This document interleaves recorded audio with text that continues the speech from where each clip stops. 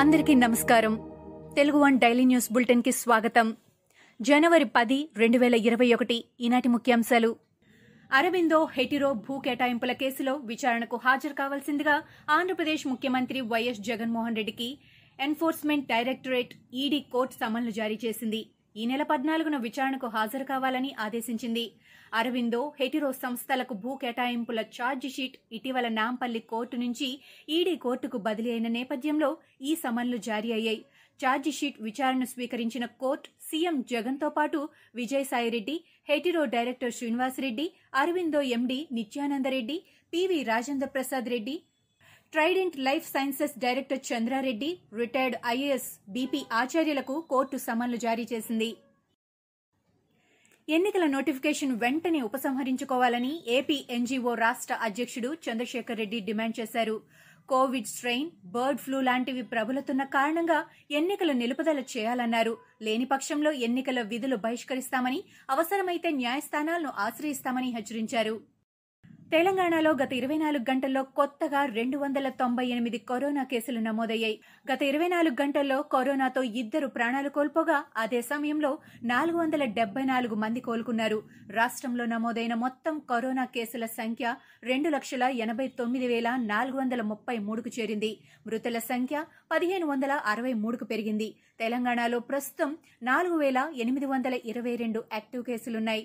గుజరాత్ మాజీ CM, Congress senior నేత మాధవ్ సింగ్ సోలంకి మృతి చెందారు. గాంధీనగర్లోని తన నివాసంలో ఆయన శనివారం కన్నుమూశారు. ఆయన కేంద్ర విదేశాంగ మంత్రిగా కూడా పనిచేశారు. మాజీ సీఎం మృతికి ప్రధాని మోడీ సంతాపం వ్యక్తం చేశారు. దశాబ్దాల పాటు గుజరాత్ రాజకీయాల్లో కీలక పాత్ర పోషించిన మాధవ్ సింగ్ సోలంకి గొప్ప నాయకుడని కొనియాడారు. దేశ రాజకీయాల్లో పెను ప్రకంపనలు సృష్టించిన అయోధ్యలోని బాబ్రీ మసీదు కూల్చివేత కేసు మళ్లీ తెరపైకి వచ్చింది.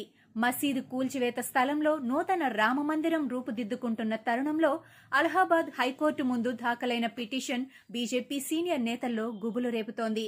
మసీదు కూల్చివేతలో ఆరోపణలు ఎదుర్కొంటున్న ఎల్కే అద్వానీ, మురళీ మనోహర్ జోషి, ఉమాభారతి, కళ్యాణ్ సింగ్లతో పాటు మొత్తం 32 మంది నిర్దోషులుగా తేలుతూ లక్నో సీబీఐ ప్రత్యేక న్యాయస్థానం ఇచ్చిన తీర్పును అయోధ్యకు చెందిన 2 వ్యక్తులు సవాల్ చేస్తూ శుక్రవారం అలహాబాద్ హైకోర్టులో పిటిషన్ దాఖలు చేశారు. తీర్పును పునఃసమీక్షించాలని పిటిషన్లో కోరారు. భారత్లో గత 24 గంటల్లో 18,222 మందికి కరోనా నిర్ధారణ అయింది.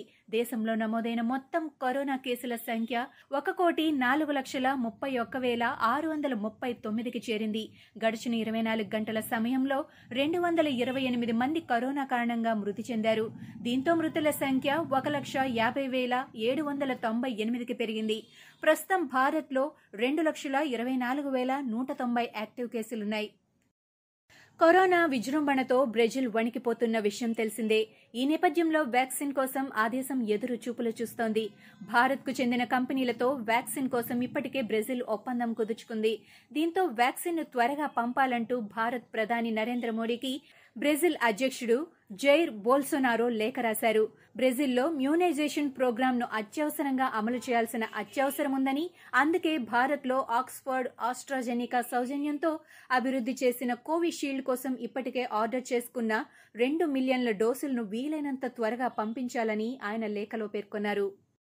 జనవరి 20న అమెరికా అధ్యక్షుడిగా జో బైడెన్ ప్రమాణ స్వీకారం చేయబోతున్నారు. ఈ నేపథ్యంలో డొనాల్డ్ ట్రంప్ కీలక వ్యాఖ్యలు చేశారు. బైడెన్ ప్రమాణ స్వీకారానికి తాను హాజరు కాబోనని ఆయన ప్రకటించారు. ఈ వ్యాఖ్యలపై బైడెన్ స్పందిస్తూ చాలా మంచిది అని అన్నారు. ఆయన ఈ కార్యక్రమానికి రాబోరనే విషయాన్ని తాను ముందే చెప్పానని తెలిపారు. తామిద్దరం ఒక విషయంపై ఏకాభిప్రాయానికి వచ్చిన అరుదైన సందర్భం ఇదేనని అన్నారు. కార్యక్రమానికి ట్రంప్ రాకపోవడం సంతోషకరమైన విషయమని చెప్పారు. ఇవి ఈనాటి ముఖ్యాంశాలు. మరికొన్ని ముఖ్యాంశాలతో మళ్లీ రేపు కలుద్దాం. ఈ షోని క్రమం తప్పకుండా వినాలనుకుంటే మీరు ఈ షో వింటున్న ప్లాట్ఫామ్లో కానీ, లేదా గూగుల్ పాడ్కాస్ట్, యాపిల్ పాడ్కాస్ట్, గానా మరియు ఏ ఇతర పాడ్కాస్ట్ యాప్లోనైనా సెర్చ్ చేసి సబ్స్క్రైబ్ అవ్వండి. కొత్త ఎపిసోడ్ వచ్చినప్పుడు మీకు అప్డేట్ వస్తుంది. అంతవరకు సెలవు. నమస్కారం.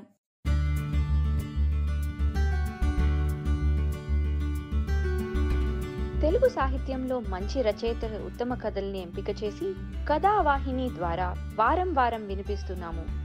సమర్పణ కొప్పర్తి రాంబాబు. ఈ షో మీరు వినాలి అంటే యాపిల్ పాడ్కాస్ట్లో కానీ, గూగుల్ పాడ్కాస్ట్లో కానీ స్పాటిఫైలో కానీ ఈ షోని సబ్స్క్రైబ్ చేసి నోటిఫికేషన్స్ ఆన్ చేయండి. ఎపిసోడ్ రిలీజ్ అయినప్పుడు మీకు అప్డేట్ వస్తుంది.